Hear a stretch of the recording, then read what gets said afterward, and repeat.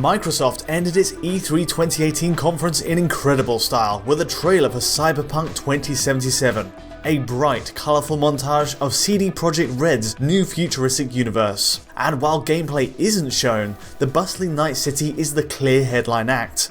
Built on Red Engine 4, all footage here points to the tech's progress and the rich landscapes possible with it. Between the maze of subway lines, a clean, utopian skyline overshadows a darker world of gang warfare and corporate corruption. Each shot is confidently jam-packed with detail, and even based on a 1 minute 30-second trailer, the upgraded tech here looks well up to the task of delivering.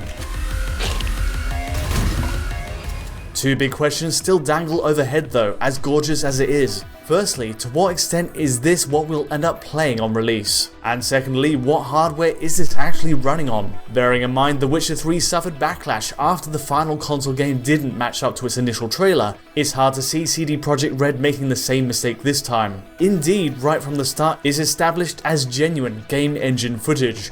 And while creative license is used to frame Night City from its best angles, the fact is there are details in the visuals which suggest it's both the real deal and most likely console footage. Whether that's presumably Xbox One X or an early prospective PC spec, built to factor in Microsoft's next-gen machine, codenamed Scarlet, we'll have to see. The main part that stands out is Cyberpunk 2077's resolution. This footage comes straight from Microsoft's Media Riser, giving us direct 4K capture of the conference. A pixel count of multiple frames turns in a true 3840 by 2160 image though, and with no signs so far of the dynamic scaling seen in The Witcher 3's enhanced patch for Xbox One X. It's a full-blooded 4K image then, crisp, clear and conceivably possible on X, given the team has an even better handle on this generation's console architecture by now. Next there's the frame rate, where the game itself renders with a 30 FPS cap. It's a half refresh number that more realistically puts it in console territory. After all, given the option, a PC showcase trailer would surely be running higher. However, it makes me wonder if we'll see a repeat of the 60 FPS option we already had in The Witcher 3's patch on X, an option that could be more useful for Cyberpunk's gameplay.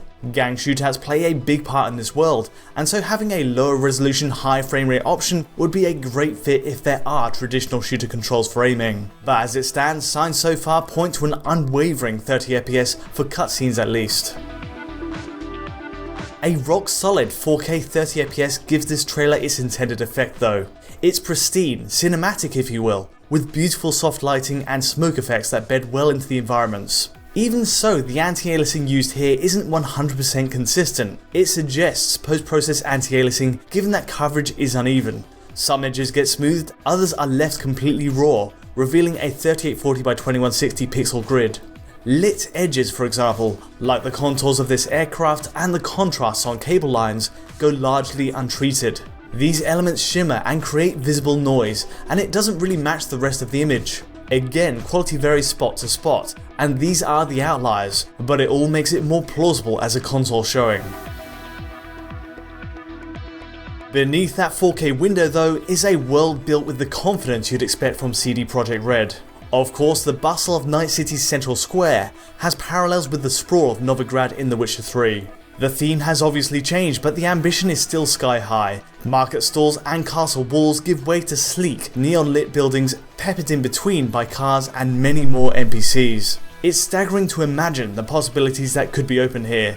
A futuristic playground built to be freely explored in any direction, and presumably with a day-night cycle too. Most impressive to me, zooming in, is just how far the draw distance extends here, even to the customers in shops far, far away. Overall, from the centre to its outskirts, the illusion of a living, breathing place is strong.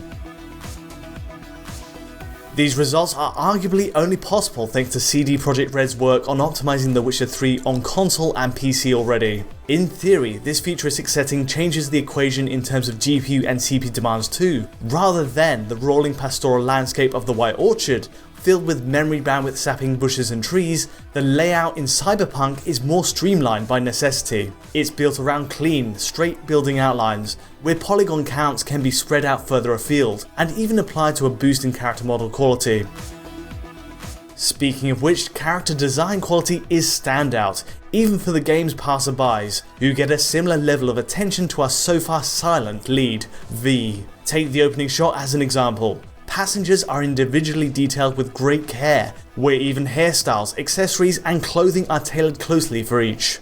Indeed, Cyberpunk's setting opens the gates to more variety in materials than The Witcher 3's fantasy backdrop ever could, and it pays off handsomely in the final picture. There's the chrome and metal exteriors of the androids, leather jackets, new hair shaders for mohawks, and even a felt material for gun case linings, and the chipped paintwork on taxicabs. It's gorgeous stuff, but none of this would come to life without on-point lighting. Much like its last game, Cyberpunk 2077 uses physically based shaders for skin, hair, and even eyes, creating a natural reaction between oncoming light and the surface. It means you get true-to-life reactions for rough, reflective, or opaque material types, all consistent with a real-life sample. The engine's real-time local reflections, bloom, and a distinctive anamorphic lens flare from passing lamps and signs is also on clear show. No surprise then, CD Projekt Red plants light sources everywhere it feasibly can, even clothing, including that neon burst across the back of V's jacket. One interesting twist here is that global illumination is also in effect, meaning light bounce occurs logically from each of these light points. For example, it's easy to catch the brake lights on V's car casting a red hue onto the concrete below, and each new red strip enhances that reflection. Again, it helps each object sit naturally in the world, and likewise for the particle lighting as this character's eye patch gets shot.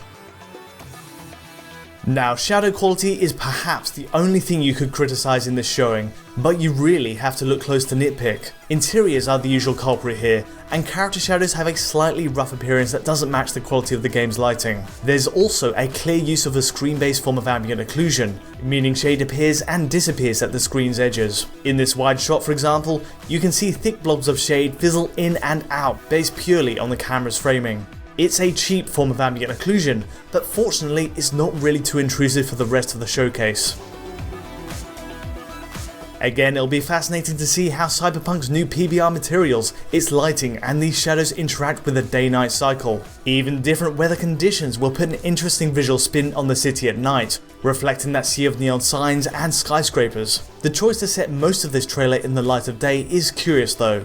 It certainly helps drive the idea of a utopia gone awry. For variety though, the final game should have plenty more to offer, and moving to the outskirts and the slums, we're sure to see less pristine, clean materials and something messier and more complex. The last point of praise here is the post-effects pipeline.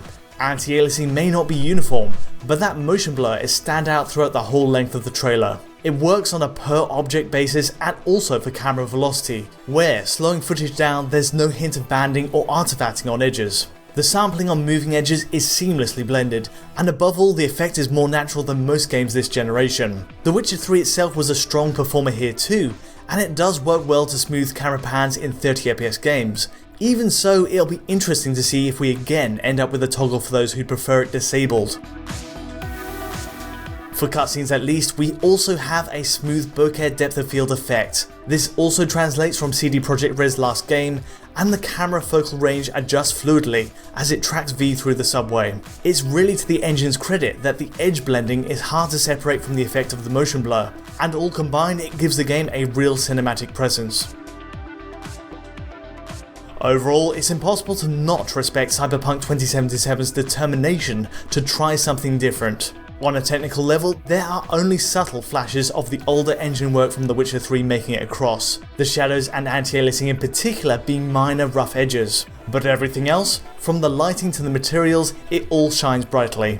And CD Projekt Red's passion for world building is met with an engine that seems more than capable of realising each and every detail. This could well stand as the game of E3 2018 too. While there's no firm release date penned in, it'll be fascinating to see how this trailer stacks up to the final product. Anyway, I'd be interested to hear what you make of the game. Do you think this is what we'll get at release on current gen? Or could it possibly be a visual standard only meant for the next gen class of consoles? Do let me know in the comments, and otherwise, if you enjoyed this technical analysis, feel free to like or subscribe. As ever, this video is presented at 4K, but if you want the source file, you can find it on our Patreon at digitalfoundry.net. To get in touch with me or the team, you can also contact us directly on Twitter right here. But until next time, thanks for watching.